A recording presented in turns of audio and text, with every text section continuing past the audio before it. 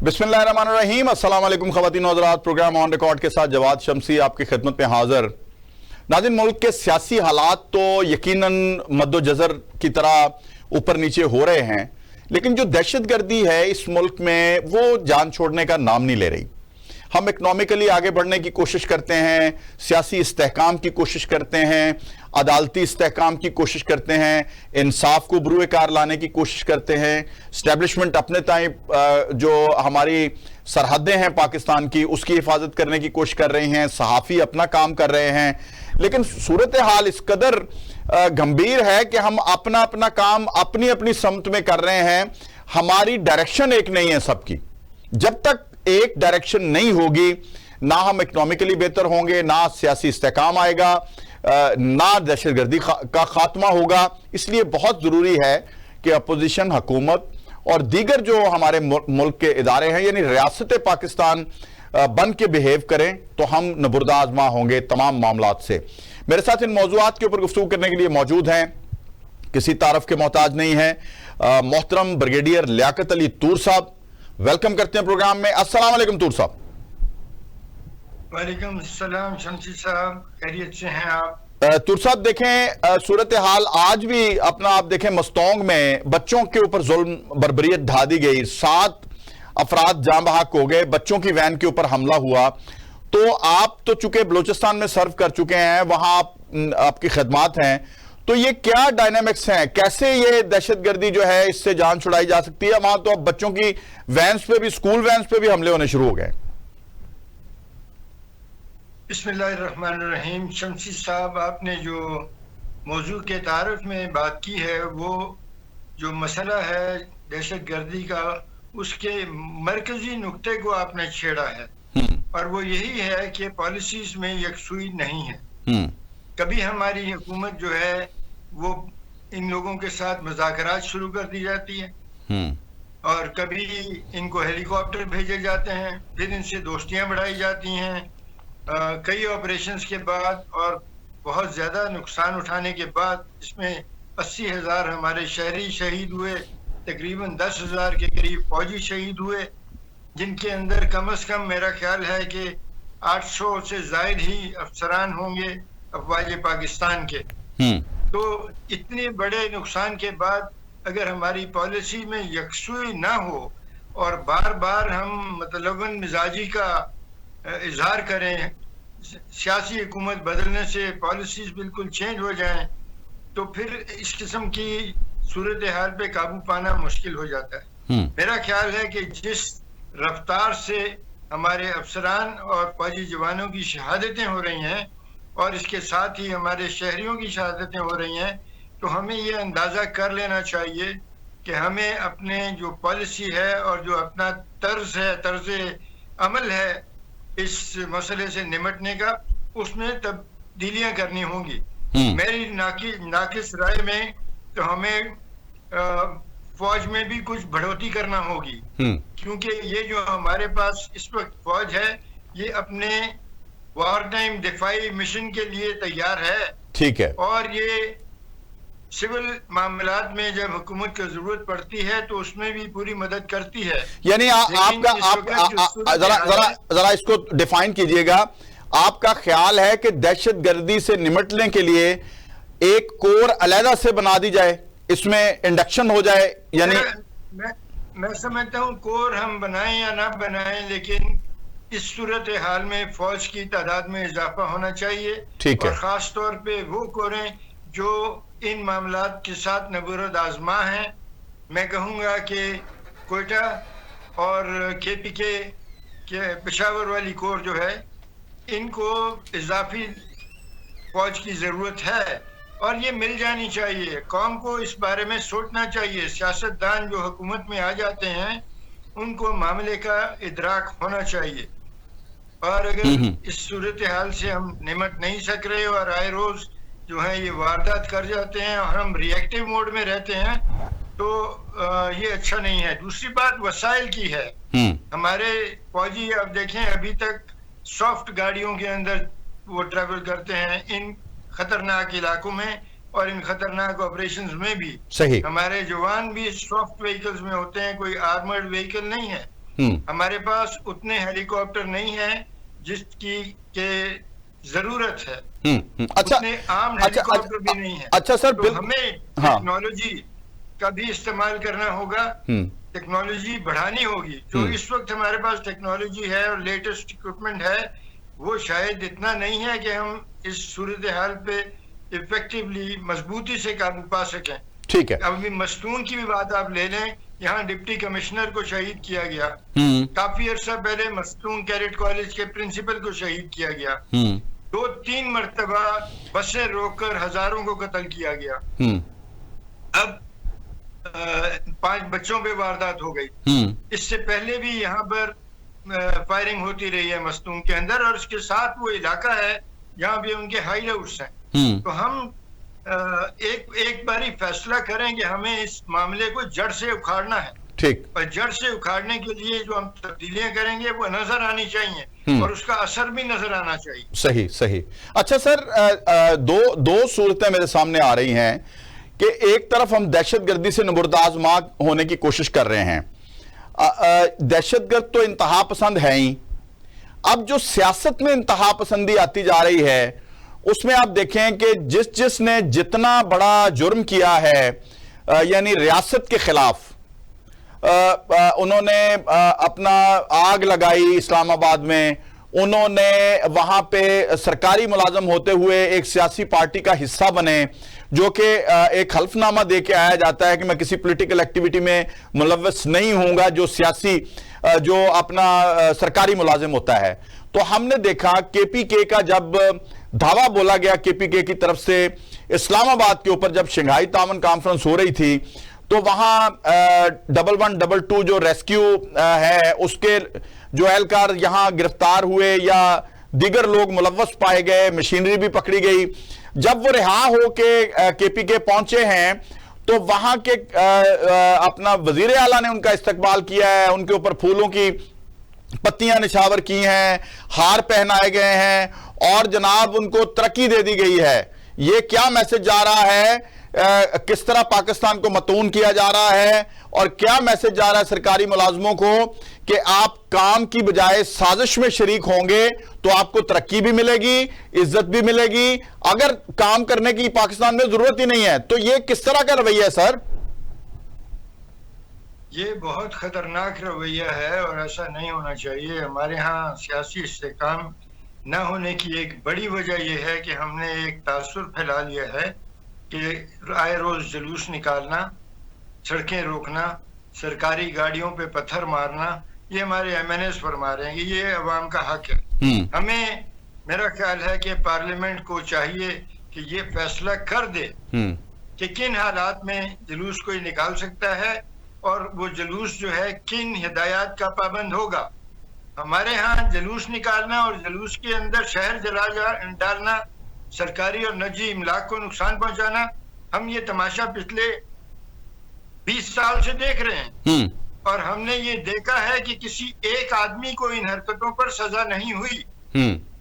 तो ये बातें तो फिर हमारे, मेरा ख्याल है कि जो इज्जत माब सुप्रीम कोर्ट है उसको भी सोचना चाहिए और हमारी पार्लियामेंट को भी सोचना चाहिए, हमारे इदारों को भी सोचना चाहिए, और जो हम हुकूमतें बनाते हैं उनके ऊपर भी कोई नज़्म व ज़ब्त होना चाहिए। यानी वफाक के खिलाफ इस किस्म की कार्रवाइयां करना, सरकारी मुलाजमों को, प्रोड्यूसर साहब अली अमीन गंडापुर की तो फुटेज चलाएं, फिर उनको प्रमोशन देना, ये वफाक के सामने सरकशी वाली बात है, वफाक के सामने बगावत वाली बात है। इसका सद्देबाब तो फिर पार्लियामेंट को सोचना चाहिए। हमारे यहाँ सियासी इस्तेकाम ना होने की एक बड़ी वजह हमारा सियासी निजाम भी है। जब आप 5 साल एक पार्टी को, एक हुकूमत को देते हैं जो मुंतखब होकर आए और जिसको पार्लियामेंट आइन के मुताबिक बनाए, उस हुकूमत को 5 साल चलने के बाद 4 महीने और 4 साल और 10 महीने चलने के बाद हम उसे कहते हैं कि तुम इस काबिल नहीं हो कि तुम अगले इलेक्शन कराओ, तुम सादिक और अमीन नहीं रहे।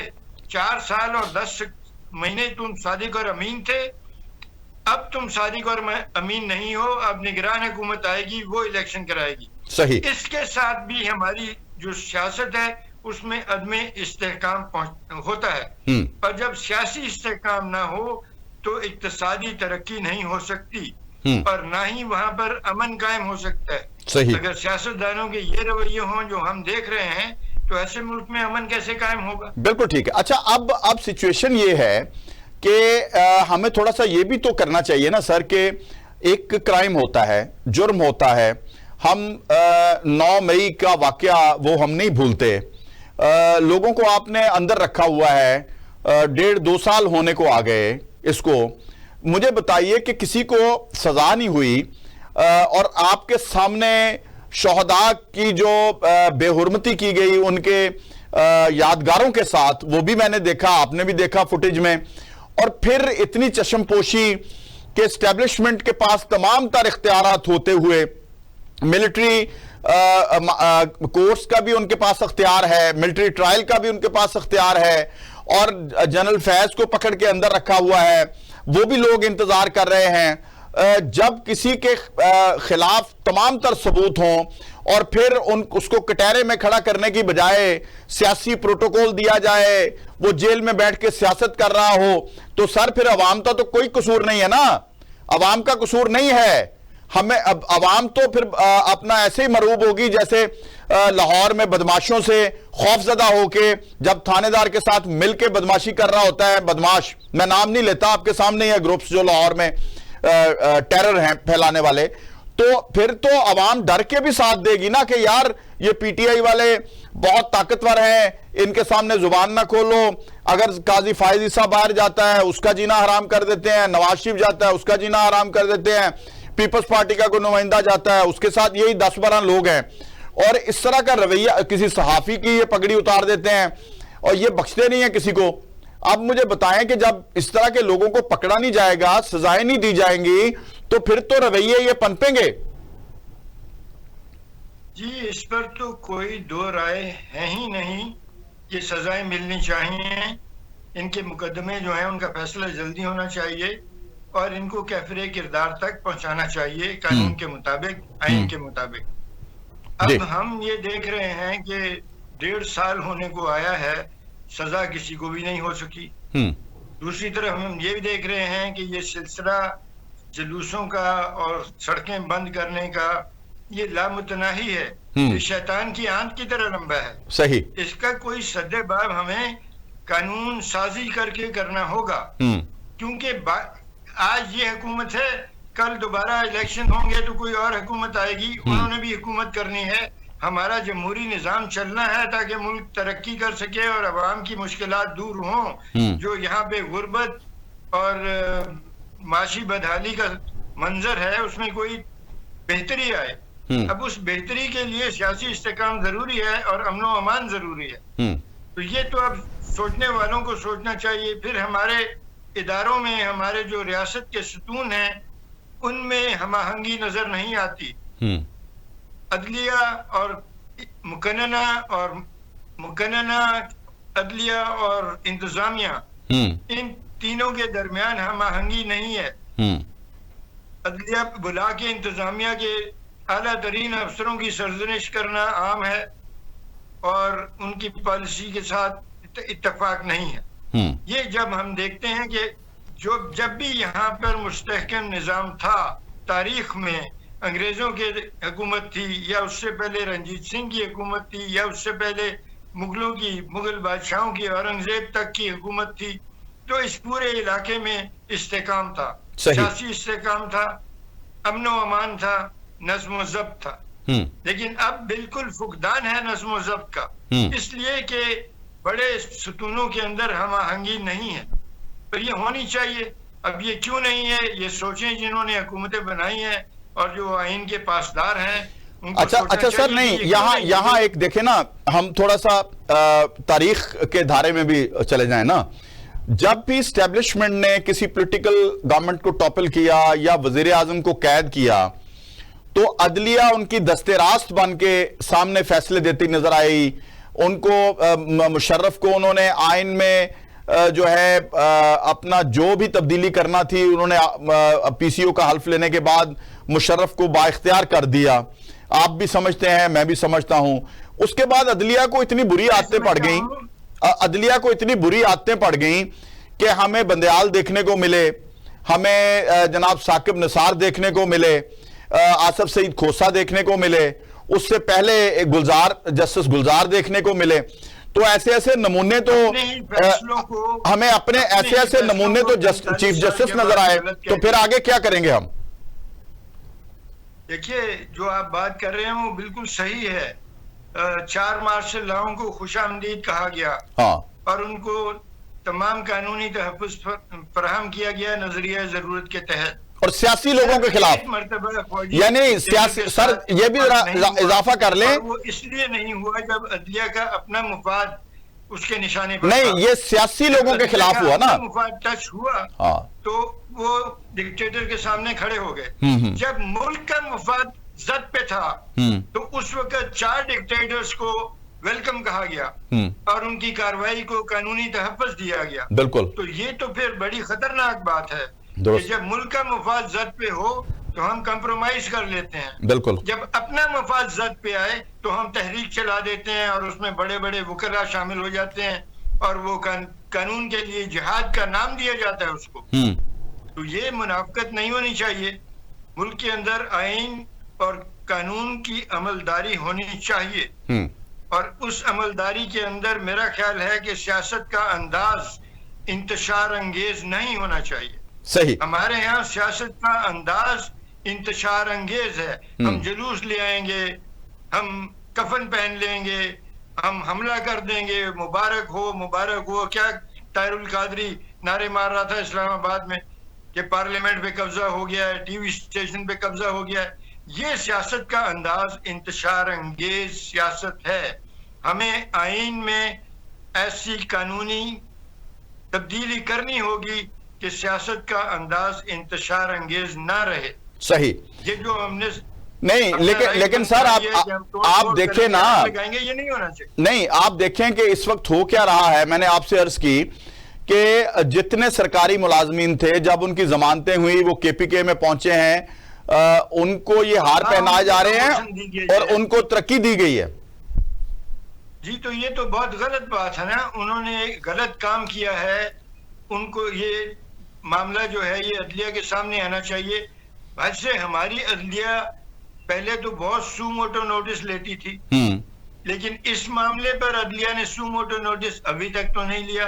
हालांकि ये इतना खतरनाक मामला है, इतना हसास मामला है कि मेरी राय में अदलिया को सुमोटो नोटिस लेना चाहिए। सर अदलिया को छोड़ें, आपकी वजारत दाखिला किधर सो रही है? जुर्म किया। सर आपकी वजारत दाखिला किधर सो रही है? गफलत की है। आपकी वजारत दाखिला किधर सो रही है? वजारत दाखिला भी सो रही है। हाँ। और मेरा ख्याल है कि सुमोटो नोटिस अगर किसी ने लेना था तो ये मौका था, लेना चाहिए। सर इस पे पूछना तो चाहिए ना कि आपने किस बुनियाद पर इनको प्रमोशन दी है। नहीं, एक और असर डालेंगे सर, एक सवाल यहां पे और पैदा होता है जो कि बड़ा ही अहम है, वो इस लिहाज से कि अगर आप इस तरह की हरकतें करते चले जाएंगे, और आपको पता है कि मुल्क एक दिन में खुदा न खास्ता नहीं टूटा करते। ये घर के अंदर एकदम नहीं होता। हाँ, घर के अंदर एक शख्स परवरिश बरसों, हाँ, तो हम खुद परवरिश कर रहे हैं हाथ से। हाँ, एक फसादी जो होता है घर के अंदर, जब उस घर के दुश्मन भांप लेते हैं कि ये फसादी है, तो वो फसादी के साथ हमदर्दी करते हैं और फिर उसको अपनी हमदर्दी में समेट के, तो यहां तो हमने देखा है बाप को कत्ल करवा दिया जाता है, मां को कत्ल करवा दिया जाता है, उस फसादी के हाथों बहन भाइयों को मरवा दिया जाता है। तो ये तो मुझे फसादी जो नजर आ रहे हैं, फितना अल ख्वारिज जिनको कहा गया, तो ये तो बिल्कुल उनके नक्शे कदम पे चलते हुए नजर आ रहे हैं हमें ये लोग केपीके में। जी बिल्कुल, ये गलत रविश है और इसका सद्देबाब होना चाहिए। और इसका सद्देबाब जो कर सकता है वजारत दाखिला है, हमारी अदलिया है और इंतज़ामिया की जो वफाकी हुकूमत है, इनको चाहिए कि इस मामले के ऊपर बड़ा जल्दी नोटिस लें और इसका सद्देबाब करें। तो वो सद्देबाब कैसे करते हैं? कानून साजी से करते हैं, इंतजामी एक्शन लेते हैं या अदालती कार्रवाई करते हैं, वो होनी चाहिए। सही। तो इसको नजरअंदाज नहीं करना चाहिए। ये तो बहुत जरूरी है। हमारे जो मसाइल हैं उसमें हमें इस्तेकाम की जरूरत है। कायदे आज़म ने आपको डिसिप्लिन का एक मोटो दिया था, यूनिटी, फेथ, डिसिप्लिन उन्होंने कहा था। तो डिसिप्लिन तो कानून की अमलदारी है ना, और कानून का एहतराम है। अगर आप कानून का एहतराम नहीं करेंगे, कानून की अमलदारी को चैलेंज करेंगे और अपने लोगों को उकसाएंगे कि तुम जुर्म करो और तुम्हें हम बचा लेंगे, ना सिर्फ बचा लेंगे बल्कि प्रमोशन देंगे, सही। पर ये आप तासुर दे रहे हैं सरकारी मुलाजमीन को, जिनको के कायदे आज़म ने यकसुई से पाकिस्तान की खिदमत के लिए काम करने का कहा था, और उन्होंने कहा था कि तुमने सिर्फ लॉफुल ऑर्डर ओबे करने हैं। तो ये जो जिन लोगों को प्रमोशन दी गई है, उन्होंने एक तो लॉफुल ऑर्डर ओबे नहीं किया, सही। उनकी ड्यूटी कुछ और थी, उनसे सियासी जुलूस का काम लिया गया, फिर वो वापस पहुंचे, उन पे FIR हुई और उनको प्रमोशन देकर शाबाश दी गई। ये तो बहुत ही गलत बात है, ये नहीं होनी चाहिए। और अगर हो गई है तो फिर तमाम जो हमारे इदारे हैं उनको इसका नोटिस लेना चाहिए, बिल्कुल, ताकि आइंदा ना हो। और सर इसका भी तो नोटिस लेना चाहिए था ना कि एक सूबा जब मरकज के ऊपर हमलावर होता है एज अ चीफ मिनिस्टर, तो वो तो चीफ मिनिस्टर एलिजिबल ही नहीं रहता, क्योंकि उसने तो हल्फ लिया है कि वो सबका वजीर आला होगा ना। जो कायदे ऐवान है वहां अपोजिशन का भी वो वजीर आला है, वहां हुकूमती अरकान का भी वो वजीर आला है, आम अवाम का भी वजीर आला है, तो आम सियासतदानों का भी। हाँ, अगर वो इसकी वायलेशन कर रहा है तो फिर उसका क्या इलाज होना चाहिए? यहां खामोशी मुजरिमाना नजर आ रही है। देखिए, खामोशी नहीं होनी चाहिए, इलाज होना चाहिए, ये तो तय बात है ना, ये तो तय बात है कि इलाज होना चाहिए। अब इलाज कौन करेगा? वजारत कानून इसका नोटिस ले सकती है, वजारत दाखिला नोटिस ले सकती है, वजारत दिफा नोटिस ले सकती है, इसलिए कि ये मुल्क की सिक्योरिटी को कमजोर करने वाली बात है, मुल्क के दिफा को कमजोर करती है ये बात। सही। हम इस तरह बैन सूबाई मुनाफरत फैलाएं तो उससे कल कोई और सूबा चढ़ दौड़ेगा किसी और सूबे पर। बिल्कुल ठीक है, बहुत शुक्रिया, बहुत शुक्रिया। तो आप मुल्क की इंटेग्रिटी को थ्रेटन कर रहे हैं। बिल्कुल ठीक है, बहुत शुक्रिया जनाब ब्रिगेडियर लियाकत अली तूर, आज के प्रोग्राम में हमारे साथ शिरकत की उन्होंने, और हमने देखा कि उन्होंने बड़ी सेंसिटिव गुफ्तगू की है, और जो मुल्क के हालात हैं उनको कंट्रोल में लाने के लिए उन्होंने इक़दामात भी बताए हैं, दहशतगर्दी से किस तरह छुटकारा हासिल किया जा सकता है, दीगर जो अवामल हैं उनमें हम किस तरह कंट्रोल हासिल कर सकते हैं। अगर हम नहीं करना चाहते, अगर यकसुई के साथ, यकजहती के साथ, एक डायरेक्शन रखते हुए हम नहीं चलते, तो खुदा न खास्ता को नुकसान हो सकता है।